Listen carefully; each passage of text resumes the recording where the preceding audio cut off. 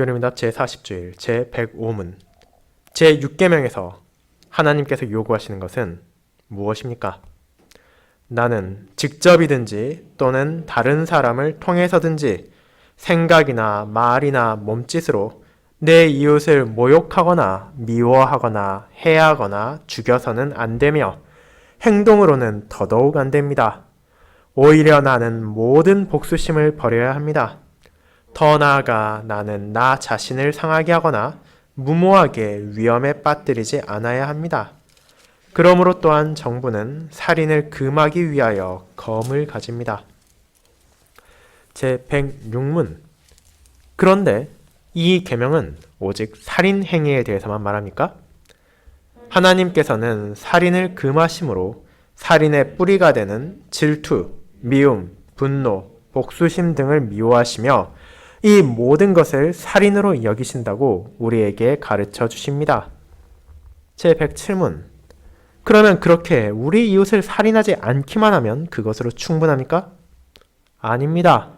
하나님께서 시기와 미움과 분노를 정죄하시면서 우리에게 이웃을 자신같이 사랑하고 인내와 화평과 온유와 자비와 우정을 보여주고 할 수 있는 한 이웃을 악으로부터 보호해주며 심지어 원수에게까지도 선을 행할 것을 요구하십니다.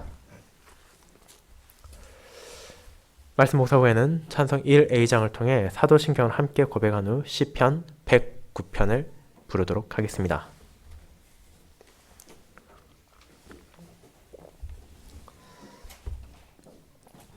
사랑하는 주 예수 그리스도 안에 있는 형제 자매님들, 우리가 살아가며 하는 말과 행동은 결코 이유 없이 아무렇게나 나오는 것이 아닙니다. 그 모든 것들을 의식적으로 행하든 혹은 무의식적으로 행하든 그 뿌리가 되는 것은 우리 각 개인의 기저의식 아래에 있습니다. 우리가 평소에 상대방에 대해 생각하던 것, 조직이나 단체에 대한 인식, 혹은 국가나 인종에 대한 편익견이 자연스럽게 우리의 삶 가운데 배어나오는 것입니다. 그렇게 교리문답이 끊임없이 강조하는 것처럼 우리는 우리의 겉으로 드러나는 말이나 행동만을 조심하며 죄를 짓지 않도록 노력하는 것으로 멈춰서는 안 됩니다.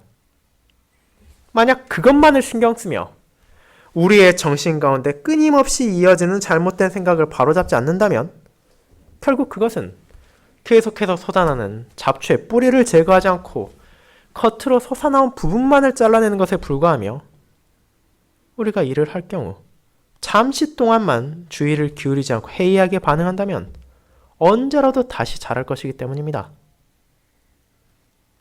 하지만 이런 개인의 생각, 우리의 마음을 다스리는 것은 결코 쉬운 일이 아닙니다. 우리는 일상생활 가운데서도 너무나 쉽게 악한 생각에 기반해서 상대방을 모욕하는 말을 하기도 하고 이웃을 향한 위협적인 행동을 할 뿐 아니라 무수히 많은 복수심과 질투와 미움과 분노에 대한 충동을 느낄 때가 있습니다. 그리고 이런 우리의 생각을 응원하며 그것이야말로 자연스러운 것이라 외치는 사회의 풍조가 가득합니다. 우리가 핸드폰을 보고 인터넷을 사용하며 서점이나 신문을 본다면 이제 더 이상 다른 사람의 가르침에 신경 쓰지 말고 다른 무언가의 기준에 관심을 두지 말고 우리 마음에 따라 살아가라는 문구를 너무나 쉽게 발견할 수 있습니다. 내가 가장 중요하고 나에게 이익이 되지 않으면 잘라버리고 나에게 손해를 주었으면 미워하며 내가 가지지 못한 것들을 질시하고 욕망을 품으라는 것은 이미 현대사회를 가장 대표적으로 요약하는 캐치프레이즈가 되어가고 있습니다. 남을 위해 희생하거나 자신을 미워하는 자를 용서하는 것은 점점 더 찾아보기 어려운 행동이 되어가고 있으며 자신에게 피해를 준 자에게 복수하지 않는 것이 오히려 잘못된 것인 양 분노하는 자들이 늘어만 가고 있습니다. 그런 세상의 풍조와 가르침은 신자들 개개인에게도 알게 모르게 스며들어가고 있습니다.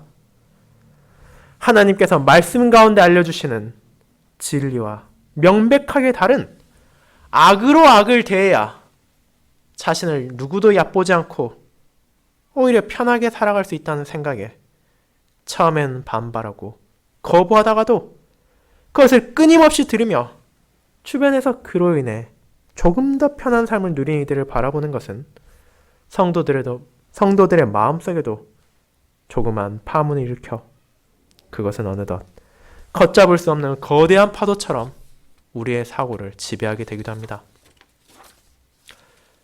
그런 우리에게 하나님께서는 이웃을 대하는 자세, 특별히 우리에게 악을 행한 자, 우리의 원수를 어떻게 대해야 하는지에 대해 다시 한번 생각하고 우리의 잘못된 생각을 바로잡도록 은혜를 베풀어 주셨습니다.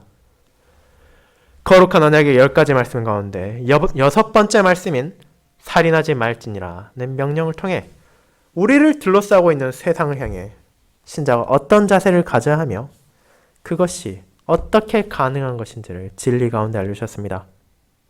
그렇게 우리는 자신의 욕망에 따르고 세상의 풍조에 따라 살아간 대신 하나님의 진리에 따라 살아가기를 원하며 그분의 은혜 안에서 악을 더 큰 악으로 이기는 것이 아니라 선으로 악을 이기는 삶을 증거하기 시작합니다. 오늘 저는 제6계명이 담고 있는 이와 같은 풍성한 진리를 이웃을 대하는 그리스도인의 자세라는 주제로 살펴보고자 합니다. 이를 첫 번째, 악을 악으로 대하라는 세상의 가르침에 대해 살펴보겠습니다. 형제자매 여러분, 지난주 우리는 10계명의 두 번째 돌판의 첫 번째 말씀인 내 부모를 공경하라는 5계명이 어떤 의미를 가지고 있는지 나누었습니다. 다른 계명들이 그러하듯이 이 계명을 피상적으로만 생각할 경우 부모를 존경한다는 것은 너무도 당연한 것이며 실제 삶에서도 쉽게 이루어지는 것입니다. 우리가 세상 어느 나라를 간다 하더라도 자신을 낳아준 부모를 무시하거나 경시하는 것을 권장하는 것은 없을 것이며 방법과 정도의 차이는 있을지언정 그들을 사랑하고 공경하는 것이 마땅하다 생각하기 때문입니다. 이처럼 이 계명이 세상에 이미 충분히 자리 잡고 있다면 왜 하나님은 그것을 10계명 가운데 하나로 포함시켜 우리에게 주셨습니까? 이는 바로 누구나 가지고 있는 가장 직관적이며 1차적인 권위인 부모를 통해 신자가 세상의 모든 권세를 어떻게 바라보며 어떻게 대해야 하는지를 알려주기 위함이었습니다. 21세기를 살아가는 우리는 종종 권력의 원천에 대해 오해하는 경우가 있습니다. 왕권 신수설이 무너진 이후로 세상은 권세의 근본적인 원천은 하나님이나 어떤 신적인 존재로부터 오는 것이 아니라 그 나라를 구성하고 있는 모든 개개인들이 가지고 있다고 말합니다. 그런 생각이 자리 잡은 민주주의 국가에서 권력이 단 하나의 근원만을 가진다고 생각하는 것은 문제시되며 배제되어 가고 있습니다. 그렇게 많은 신자들 또한 성경의 진리를 읽고 자신 혹은 다른 어떤 특정한 집단이 진정으로 권세를 누군가에게 줄 수 있다는 잘못된 생각을 하기도 합니다. 하지만 하나님께서는 자신의 말씀을 통해 영원한 권세와 원천이 어디에 있는지를 알려주십니다. 먼 옛날 구약시대부터 믿음의 백성들은 자신들 위에 있는 권위자들이 오직 하나님의 뜻에 의해 그 권력을 위임받았음을 알고 있었으며 신약시대도 이는 변하지 않았습니다. 그들 위에 선한 권세자만 있던 것이 아닙니다. 때로는 악한 왕이 그들을 다스릴 때가 있었으며 심지어 하나님을 거부하는 이방인들이 언약 백성을 압제하는 경우도 있었습니다. 하지만 그런 현실이 아무리 힘들고 어렵다 하더라도 하나님의 자녀들은 권세의 원천을 바르게 인식해야 했습니다. 그 어떤 권위라 하더라도 오직 하나님의 뜻에 의해서만 세워진 것이기에 비록 그들이 악을 행하고 어리석은 정책을 펼친다 하더라도 우리는 그들을 존경하고 신실함을 보여야 합니다. 그들이 온전해서 사랑하고 그들에게 위험이 있어서 존경하는 것이 아니라 사랑과 공의가 온전하신 하나님께서 그들을 통해 우리를 다스리시기에 그런 하나님을 향한 경외와 존경 가운데 그분께서 세우신 일을 바라보아야 했습니다. 물론 그럼에도 이 계명은 권위를 가진 자의 말에 무조건적으로 승낙하고 따르라는 예스맨이 되라는 것이 아닙니다. 진정으로 이 계명에 따라 살아가는 자라면 오히려 그들의 연약함과 단점에 대해서 인내하며 하나님께서 그들에게 은혜와 자비를 베푸사 그분께서 위임하신 권한을 바르게 사용하도록 인도해 주실 끊임없이 기도해야 합니다.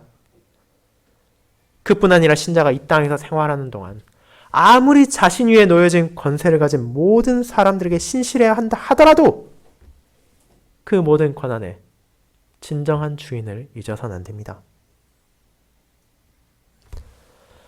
이 땅에 세워진 모든 권세를 가진 자는 하나님의 뜻이라는 명백한 한계 안에서 그 권한을 사용할 수 있음을 우리는 기억해야 합니다.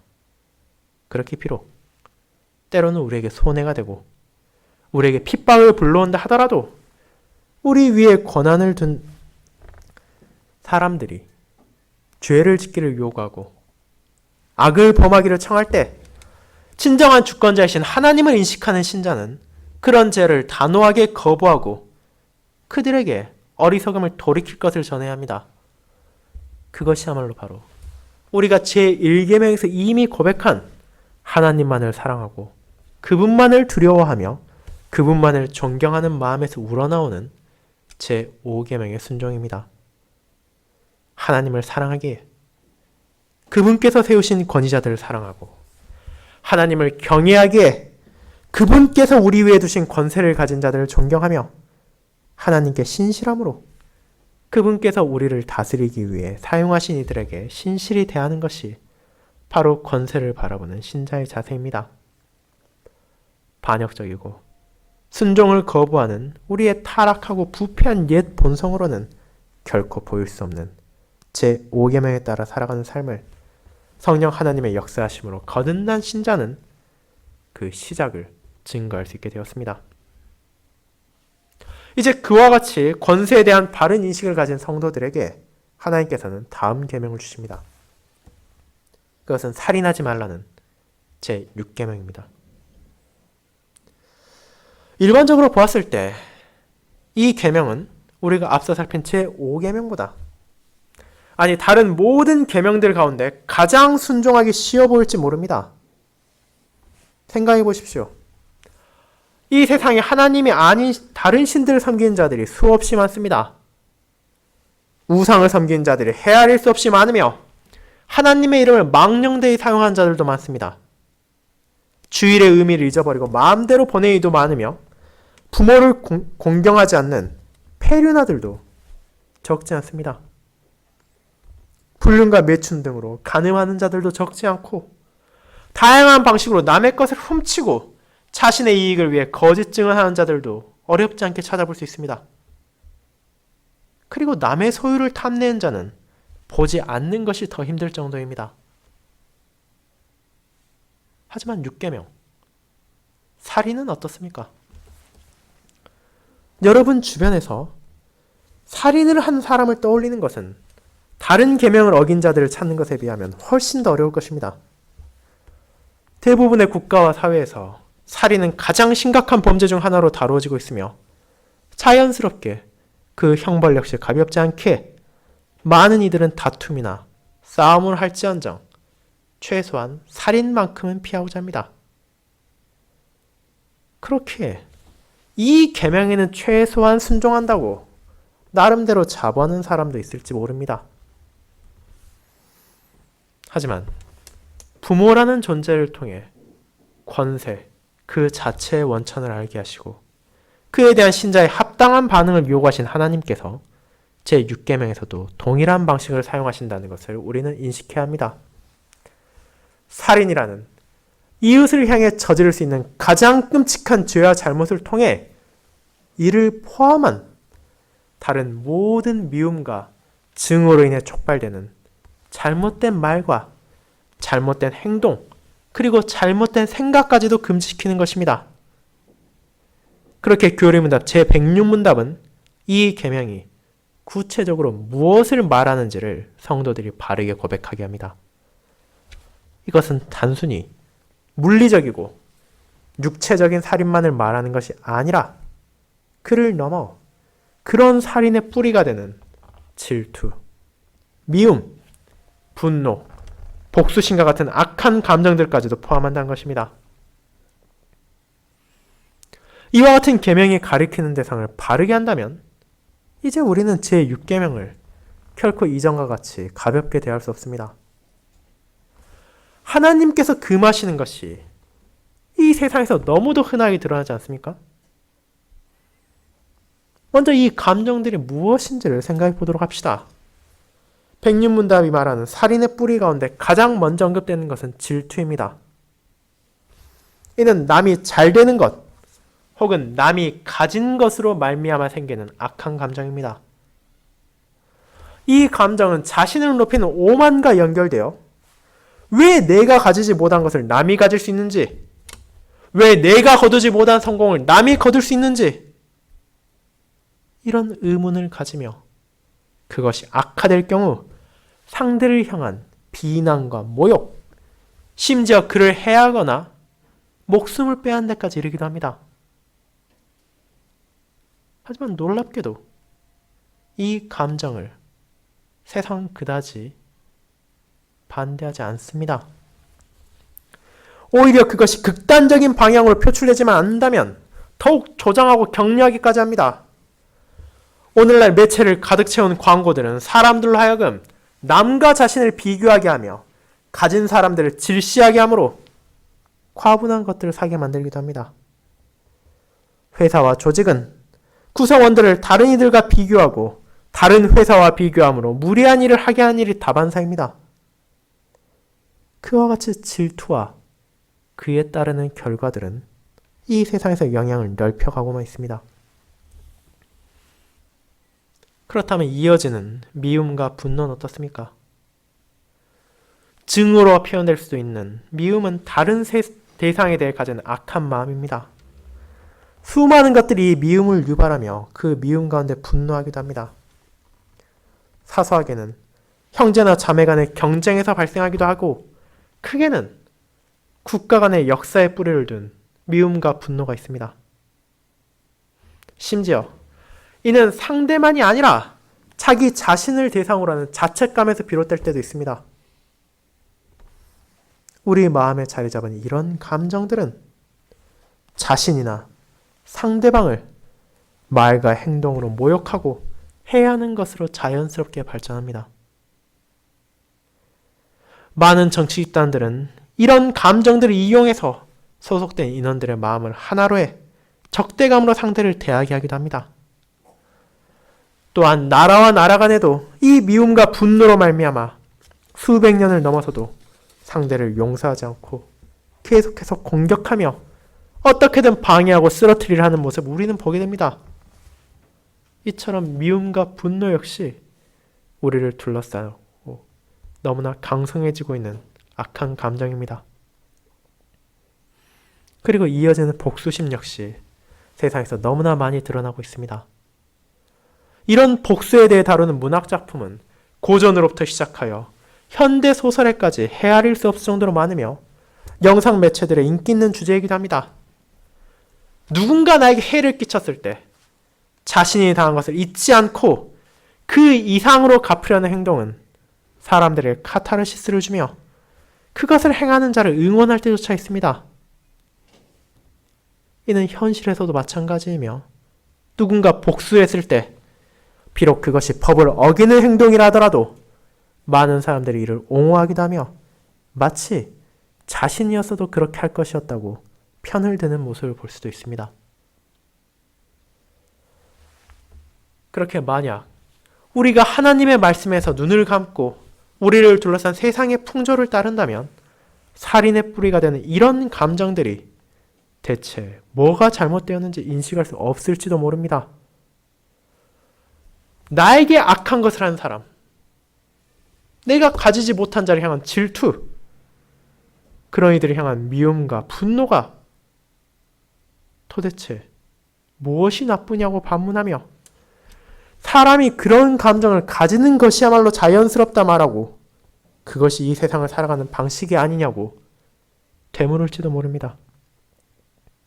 하지만 하나님께서 이에 대해 어떻게 말씀하시는지 이제부터 귀를 기울여 보시기 바랍니다. 요한일서 2장 11절은 다음과 같이 말합니다. 그의 형제를 미워하는 자는 어둠에 있고 또 어둠에 행하며 갈 곳을 알지 못하나니 이는 그 어둠이 그의 눈을 멀게 하였음이라. 이 서신에서 요한은 형제나 자매가 완전하다고 말하지 않습니다. 문맥을 살펴볼 때 그들이 사랑받을 만하기에 미워하지 말라고 말하는 것도 아닙니다. 비록 그들이 부족할 뿐 아니라 연약함이 있으며 심지어 우리에게 잘못된 행동을 하거나 해를 끼칠 수도 있습니다. 하지만 그럼에도 사도를 통해 하나님은 그런 형제들을 미워하는 것은 어둠 가운데서 어둠으로 행하는 것이라 말하는 것입니다. 그리고 마귀는 이 세상 가운데 자신을 추종하는 자들을 사용해서 우리를 이런 어둠으로 이끌고자 합니다. 진리만을 바라보아야 하는 우리의 눈을 가리고 생명의 길을 걸어가야 하는 우리의 발걸음을 어둠 가운데로 잡아당깁니다. 세상을 살아가는 하나님의 자녀들은 이런 함정과 공격 가운데 때로는 자신의 육신의 본성, 자신의 감정에 넘어가 이런 잘못을 하기도 하고 이 감정에 뿌리를 둔 미움과 증오로 자신과 상대를 대하기까지 합니다. 그러면서도 악을 악으로 대하는 것이 당연한 것이 아니냐고 반문하며 그것이 무엇이 잘못되었는지 깨닫지 못하는 경우가 생깁니다.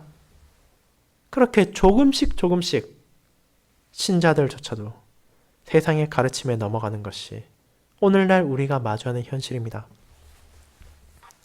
그리고 이것은 21세기를 살아가는 신자만이 경험하는 새로운 어려움이 아닙니다. 놀랍게도 주님께서 사역하시던 시대에도 이와 동일한 감정을 조장하는 이들이 있었음을 우리는 보게 됩니다. 마태복음 5장에서 우리는 그 편린을 확인합니다. 예수님은 43절에서 자신을 둘러싼 백성들에게 내 이웃을 사랑하고 내 원수를 미워하라 하였다는 것을 너희가 들었으나 라고 말하십니다. 이것은 당시 바리새인들을 포함한 종교 지도자들이 구약 성경을 인용하여 유대인들을 가르친 내용이었습니다. 하지만 정말로 하나님께서 그렇게 말씀하셨습니까? 그것은 실제로는 교묘하게 성경을 왜곡한 결과였습니다. 그들의 가르침의 근거가 된 것은 레위기 19장 18절입니다. 이는 다음과 같이 말합니다. 원수를 갚지 말며 통포를 원망하지 말며 내 이웃 사랑하기를 내 자신과 같이 하라. 나는 여호와이니라. 자, 하나님께서는 이웃을 사랑하고 원수를 미워하라는 것이 아니라 원수를 갚지 말며 원망하지 말며 이웃을 자신처럼 사랑하라 말하셨습니다. 그럼에도 세상에 있는 거짓 교사들은 마치 신자라 하더라도 언약 백성이라 하더라도 자신을 미워하는 자라면 미워해도 되는 것처럼 자신의 원수라면 복수해도 된다는 것처럼 가르쳤습니다. 그리고 안타깝게도 주님의 날이 임하여 모든 거짓이 낱낱이 밝혀지고 진리가 온전히 드러날 때까지 이런 거짓 가르침과 유혹은 멈추지 않을 것입니다. 사랑하는 형제자매 여러분, 나를 미워하는 자를 미워하고 내가 가지지 못한 것을 질투하며 나를 공격하는 자에게 분노하고 복수심을 가지는 것은 인간의 너무도 당연한 감정이라 생각될지도 모릅니다. 분명 우리의 연약하고 완악한 육신은 이런 감정을 우리 마음에 불어넣으려 노력할 것이며 우리를 둘러싼 세상은 그것이 전혀 잘못되지 않았다고 말하며 그것을 당연하다는 듯 생각하게 할 것입니다. 그리고 이를 통해 우리의 눈을 멀게 하고 우리를 어둠으로 빠뜨리고 같이 어둠을 행하며 살아가자고 유혹할 것입니다. 하지만 그런 감정들이 순간적으로 우리에게 저열한 쾌락과 기쁨을 주며 세상을 편하게 살아가는 데 도움이 되는 것처럼 보일지라도 신자는 그런 공격에 맞서야 합니다. 왜냐하면 하나님께서는 이런 육체의 일을 미워하시며 그 안에 거하는 자들이 자신의 나라를 유업으로 받지 못할 것임을 분명하게 경고하시기 때문입니다. 그리고 이 모든 정욕의 산물과 육체의 소욕에 따라 복수하고 원수를 갚으며 미워하고 분노하는 대신 참된 진리 안에서 악을 선으로 이기도록 우리에게 제6계명의 가르침을 주십니다. 두 번째, 악을 선으로 이기라는 하나님의 가르침을 살펴보겠습니다. 성도 여러분, 악을 악으로 대하라는 세상의 가르침이 아무리 세상에 울려 퍼지고 있다 하더라도 하나님의 진리는 신자가 그 삶을 택해서는 안 된다는 것을 분명하게 알려줍니다. 그리고 앞서 우리가 함께 읽은 로마서 12장은 성도가 이웃과 세상을 어떻게 바라보며 어떻게 대해야 하는지에 대한 하나님의 뜻을 알려주므로 우리가 세상의 가르침이나 자신의 감정에 휘둘리지 않고 악을 범하지 않으므로 하나님의 뜻을 따를 수 있도록 은혜의 말씀을 전해주는 것입니다. 먼저 우리에게 선하게 대하는 사람에게 잘 대해주는 것은 너무도 당연한 것입니다. 신자가 아니더라도 특별히 악한 사람이 아니라면 자신을 선대하는 사람에게 선대하며 자신에게 호감을 표하는 사람들에게 나쁜 말을 하지 않으려 합니다. 하지만 문제가 되는 것은 앞서 말한 것처럼 나를 미워하고 나를 공격하는 자들입니다. 앞서 살펴본 것처럼 세상은 그런 자들에게는 복수를 하고 미워해도 된다고 말합니다.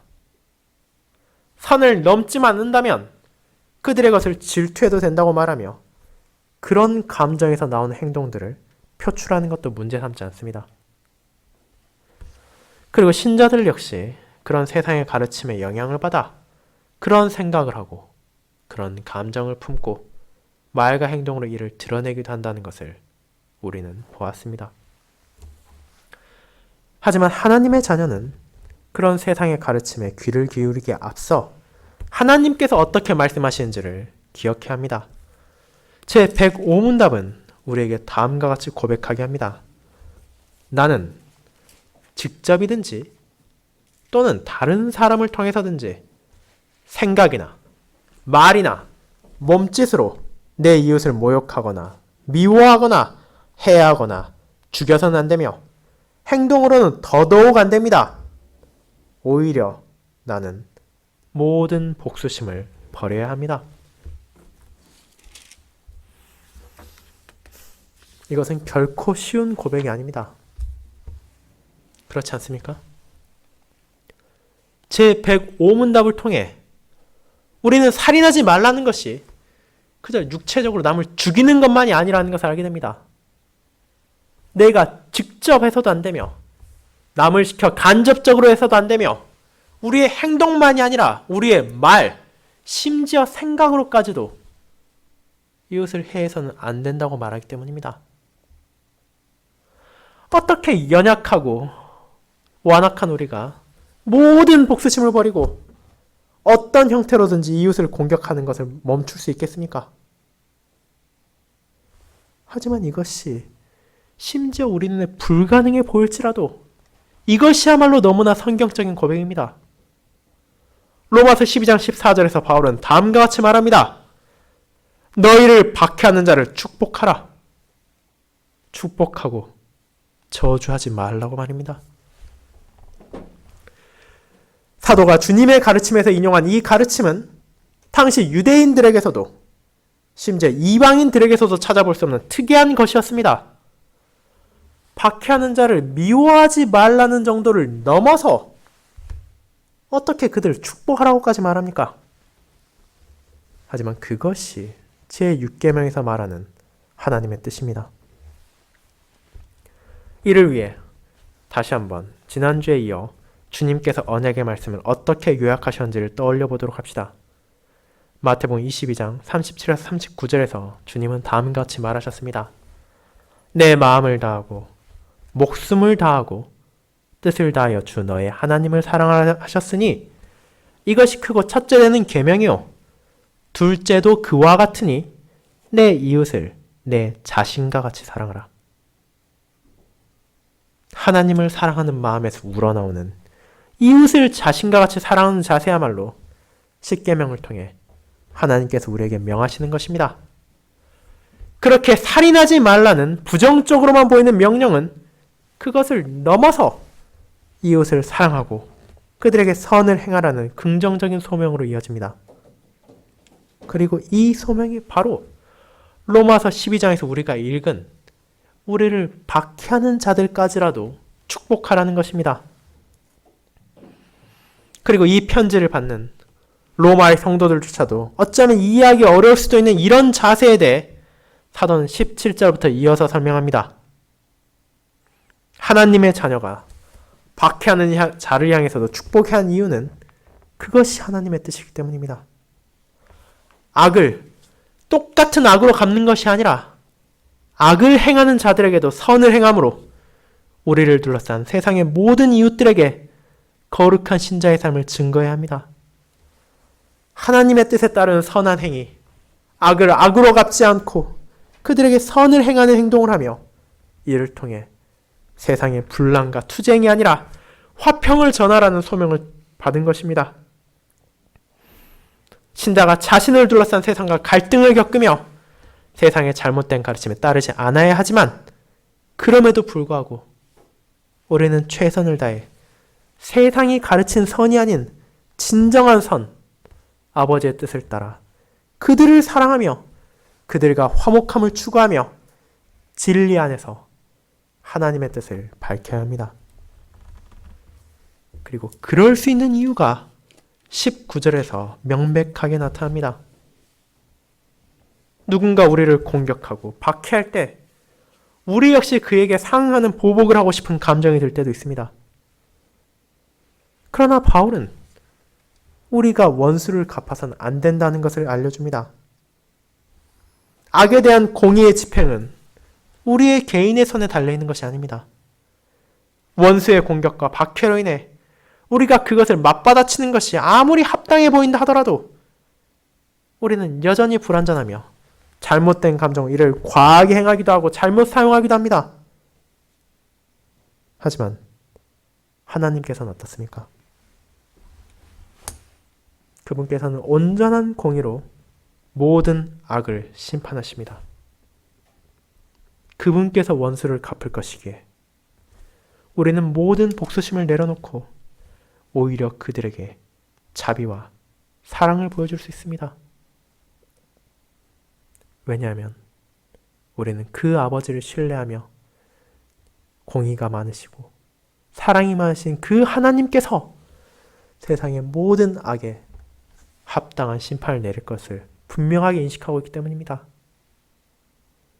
그렇게 아무리 우리를 해하려 하던 일을 하더라도 그들이 공경에 처했을 때 우리는 도움을 베풀 수 있으며 그들이 방황할 때 진리를 전할 수 있습니다. 그리고 진정 그들을 자신과 같이 사랑함으로 하나님의 자녀로 세상과 다른 모습을 증거함으로 악을 더 큰 악으로 물리치고자 하는 잘못된 유혹을 뿌리치고 선으로 악을 대응함으로 진정한 승리를 거둘 수 있게 됩니다. 그리고 이 승리를 통해 죄와 악으로 가득 차고 미움과 질시가 뒤덮고 있는 세상에서 그리스도의 선하심을 나타내며 우리의 행동을 통해 원수들까지도 주님을 바라볼 수 있게 할 것입니다. 이와 동일한 맥락에서 주님께서는 바울이 로마서 12장에서 인용한 다음과 같은 가르침을 주셨습니다. 너희 원수를 사랑하며 너희를 박해하는 자를 위하여 기도하라고 말입니다. 우리가 형제와 자매만을 사랑하고 우리에게 선대하는 자들에게만 선을 행한다면 그것은 죄인들도 행하는 것으로 칭찬받을 것이 아닙니다. 그렇게 주님은 우리가 심지어 원수까지도 사랑함으로 아버지의 자비로우심을 드러내기를 바라시며 우리를 저주하고 모욕하는 자들을 위해서도 기도하기를 원하십니다. 그리고 그 누구도 피할 수 없는 아버지의 공의로운 심판이 기다리고 있기에 신자는 개인의 감정에 따라 증오하고 보복하고 미워하는 것이 아니라 모든 악을 향해 온전한 심판을 내리시는 유일한 하나님의 뜻에 따라 그 모든 악한 감정들을 내려놓을 수 있습니다. 그 공의가 온전히 이루어질 주님의 날을 확신함으로 신자는 복수가 아닌 화평과 온유, 자비와 우정을 보여줄 수 있습니다. 그들이 악에서 돌이키기를 구할 수 있으며 그들에게 진리를 전함으로 자신들의 죄악을 깨닫게 도와줄 수 있습니다. 그들이 어둠의 눈이 가려 보지 못하는 하나님의 빛을 향해 나아갈 수 있도록 돌보며 하나님께서 이런 우리의 선행을 통해 그들이 잘못을 깨닫고 회개하는 계기로 사용하신다는 것을 알게 됩니다. 그리고 이것이야말로 악이 되어 악을 물리침으로 결국 세상과 하나가 되어 자신을 죄악에 빠뜨리는 대신 참된 선으로 악을 상대함으로 죄인이 진리로 돌이키게 하는 이웃을 향한 사랑이자 진정한 승리입니다. 사랑하는 성도 여러분, 다른 모든 계명들이 그러하듯이 제6계명 역시 우리가 쉽게 행할 수 없는 것을 요구합니다. 성도라 하더라도 여전히 감정에 휘둘리기도 하며 마음속에 질투와 미움, 분노와 복수심까지 품기도 합니다. 하지만 하나님께서는 자신의 자녀들이 악이 되어 악을 상대하기를 원하지 않으실 뿐 아니라 오히려 그런 행동들을 정죄하시고 미워하십니다. 그분은 우리가 온전한 공의의 심판을 내리실 자신을 믿으시기를 원하며 그분을 향한 전적인 신뢰 안에서 원수까지도 사랑으로 대하는 자세야말로 우리에게 합당한 유일한 삶이라는 것을 보여주십니다. 그리고 그런 삶을 살아가며 선으로 악을 이기며 원수를 위해 기도하고 우리를 미워하는 자들에게까지도 선을 행하는 성도의 삶을 통해 하나님께서는 자신의 사랑을 이 땅에 드러내시며 어둠에 파묻힌 어리석은 이들이 참된 진리의 빛을 바라볼 수 있도록 사용하십니다. 그렇게 그분으로부터 과분한 사랑을 받은 자로서 부족한 우리의 사랑을 이웃을 향해 베풀도록 합시다. 원수였던 우리를 건지신 하나님의 은혜를 기억함으로 이제 우리의 원수들을 위해 기도하고 그들이 돌이키도록 간구합시다. 그리고 그들이 도움이 필요하다면 복음으로 그들을 인도하며 그들이 더 큰 죄악과 잘못을 범하지 않도록 보호하도록 합시다. 그와 같은 계명에 대한 순종 안에서 이번 한 주 하나님께서 은혜로 여러분을 인도하사 세상과 다른 그분의 자녀의 삶, 이웃을 향한 진정한 사랑을 베푸는 삶, 원수까지도 축복하며 박해하는 자들까지도 미워하지 않으며 그들을 위해 기도하는 거룩한 삶을 증거할 수 있도록 돌봐 주시길 바랍니다. 아멘.